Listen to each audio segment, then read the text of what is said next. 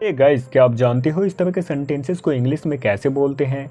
जब आप किसी से कहते हो मेरा फ़ोन किसी काम का नहीं है, आपके दोस्त किसी काम के नहीं हैं, या पैसा किसी काम का नहीं है, बहाने बनाने से कोई फ़ायदा नहीं है, सॉरी बोलने से कोई फ़ायदा नहीं है, उसे समझाने से कोई फ़ायदा नहीं है। इस तरह के सेंटेंसेस को इंग्लिश में कैसे बोलते हैं? अक्सर हमें इस तरह के सेंटेंसेस को डेली लाइफ में बोलना होता है, लेकिन सवाल ये उठता है कि इस तरह के सेंटेंसेस को इंग्लिश में बोले कैसे? तो आज के इस वीडियो में मैं आपको बहुत ही आसान सा तरीका बताने वाला हूँ। इस वीडियो को देखने के बाद आप डेफिनेटली इस तरह के सेंटेंसेस को आसानी से बोल पाओगे। तो चलिए इस वीडियो को स्टार्ट करते हैं एंड सीखते हैं। गाइस, सच बताऊं तो इस तरह के सेंटेंसेस को बनाना सच में बहुत आसान है। आप इस तरह के सेंटेंसेस को आसानी से बना सकते हो। बस आपने एक छोटी सी बात याद रखनी है, जब भी किसी सेंटेंस में, हिंदी के सेंटेंस में अंत में अगर आपको दिखाई दे कोई फ़ायदा नहीं है या किसी काम का नहीं है, बस आपने इस बात को याद रखना है। अच्छे से समझ लीजिए, जब भी हिंदी सेंटेंस के अंत में, हिंदी वाक्य होता है ना, उसके अंत में अगर आपको दिखाई दे कोई फ़ायदा नहीं है या किसी काम का नहीं है, अगर इन दोनों में से कोई भी नज़र आए तो आप इंग्लिश में सबसे पहले लिखेंगे सब्जेक्ट, उसके बाद आपने इज़ या आर का यूज करना है, इसके बाद आपने लिखना है of no use, of no use, subject plus is are plus of no use. इस बात को आपने बहुत ही अच्छे से ध्यान में रखना है। जब भी हिंदी सेंटेंस के अंत में क्या आएगा, कोई फ़ायदा नहीं है या किसी काम का नहीं है, तो इंग्लिश में यूज़ करेंगे of no use, subject is are of no use. इस बात को बहुत ही अच्छे से समझने के लिए चलिए कुछ एग्जाम्पल्स देखते हैं। जब आप किसी से कहते हो मेरा फ़ोन किसी काम का नहीं है, तो इस सेंटेंस में आप ध्यान से देखें, मेरा फ़ोन ये क्या है, सब्जेक्ट है ना, और किसी काम का नहीं है, इस सेंटेंस में लगा हुआ है किसी काम का नहीं है, यानी हमें यहाँ यूज करना है ऑफ नो यूज़। तो सबसे पहले लिखेंगे मेरा फ़ोन, यानी एक फ़ोन की बात हो रही है, तो इसके साथ इज़ का प्रयोग करेंगे। माई फ़ोन इज़, लास्ट में क्या लगाना है, of no use, my phone is of no use. अगला सेंटेंस देखिए, जब आप किसी से कहते हो आपके दोस्त किसी काम के नहीं है, इस सेंटेंस के अंत में क्या है, किसी काम के नहीं है, इसलिए यहाँ हम ऑफ नो यूज़ का प्रयोग करेंगे। लेकिन इस सेंटेंस में गौर करें, एक से ज़्यादा दोस्त की बात हो रही है, इसलिए यहाँ आर का यूज़ करेंगे। Your friends are of no use, आपके दोस्त किसी काम के नहीं हैं, your friends are of no use.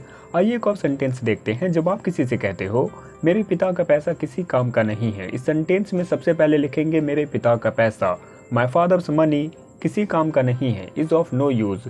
मेरे पिता सिंगल पर्सन है, इसलिए यहाँ इज़ का प्रयोग किया गया है। My father's money is of no use. आइए एक और सेंटेंस देखते हैं।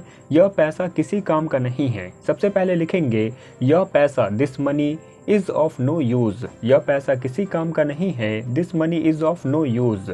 आइए एक और सेंटेंस देखते हैं। जब आप किसी से कहते हो मेरी गाड़ी किसी काम की नहीं है, यहाँ गाड़ी की जगह कोई भी चीज़ हो सकता है, किसी भी चीज़ के बारे में बात हो सकती है, जैसे यह टेबल किसी काम का नहीं है, यह पेन किसी काम का नहीं है, यह घर किसी काम का नहीं है। किसी भी चीज़ के बारे में अगर आपने कहना हो तो आप इसी स्ट्रक्चर का यूज कर सकते हैं। आइए इस सेंटेंस को बनाकर देखते हैं। जब आप किसी से कहते हो मेरी गाड़ी किसी काम की नहीं है, तो यहाँ अगर एक गाड़ी की बात हो रही है तो इज का प्रयोग करेंगे। एक से ज़्यादा गाड़ी की बात हो रही है, जैसे आपने कहना हो मेरी गाड़ियाँ किसी काम की नहीं है, तो आर का प्रयोग करेंगे। हालांकि अभी हम एक गाड़ी की बात कर रहे हैं, इसलिए लिखेंगे my car is of no use, my car is of no use. अगला सेंटेंस देखिए। जब आप किसी से कहते हो बहाने बनाने से कोई फ़ायदा नहीं है, एक बहाना हो तो इसका प्रयोग करेंगे। अब बहाने यानी एक से ज़्यादा बहाना है, इसलिए यहाँ आर का यूज़ करेंगे। बहाने बनाना को इंग्लिश में कहते हैं मेकिंग एक्सक्यूजेज, एक से ज़्यादा है, इसलिए यहाँ आर का यूज़ करेंगे। Making excuses are of no use, making excuses are of no use. अगला सेंटेंस देखिए। जब आप किसी से कहते हो सॉरी बोलने से कोई फ़ायदा नहीं है, तो इस सेंटेंस को इंग्लिश में कहेंगे saying sorry is of no use, saying sorry is of no use. आइए एक और सेंटेंस देखते हैं। जब आप किसी से कहते हो उसे समझाने से कोई फ़ायदा नहीं है, उसे समझाना, इसे इंग्लिश में कहते हैं मेकिंग हिम अंडरस्टैंड। यहाँ अगर किसी लड़के की बात हो रही है तो आप हिम का प्रयोग करेंगे, अगर किसी लड़की की बात हो रही है तो आपने हर का प्रयोग करना है। तो चलिए यहाँ हिम का प्रयोग करते हैं। मेकिंग हिम अंडरस्टैंड, यहाँ एक लड़का है इसलिए इज़ का प्रयोग करेंगे। Making him understand is of no use, उसे समझाने से कोई फ़ायदा नहीं है, making him understand is of no use.